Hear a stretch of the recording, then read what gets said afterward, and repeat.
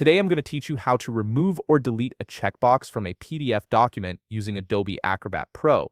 This is particularly useful when you're editing forms and need to clean up unnecessary fields or correct layout issues in your documents. First, open Adobe Acrobat Pro on your computer and log in using your credentials.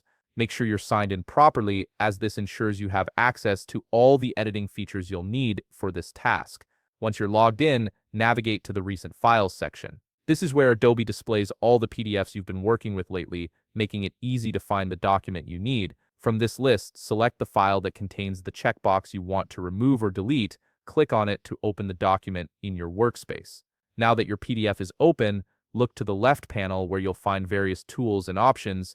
In this panel, click on View More to expand the full menu of available features. From the expanded options, select Prepare a Form.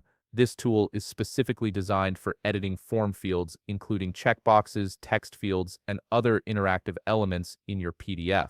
With the Prepare a Form mode activated, you can now interact with all the form elements in your document, locate the specific checkbox you want to remove or delete. This might take a moment if your form has multiple fields, so scan through carefully to find the right one. Once you've identified it, right-click directly on the checkbox. A context menu will appear with several options for managing that field. From this menu, select Delete. The checkbox will be removed from your document immediately. After deleting the checkbox, it's crucial to save your changes. Look to the upper right corner of your screen where you'll find the Save button. Click on it to ensure all your modifications are stored.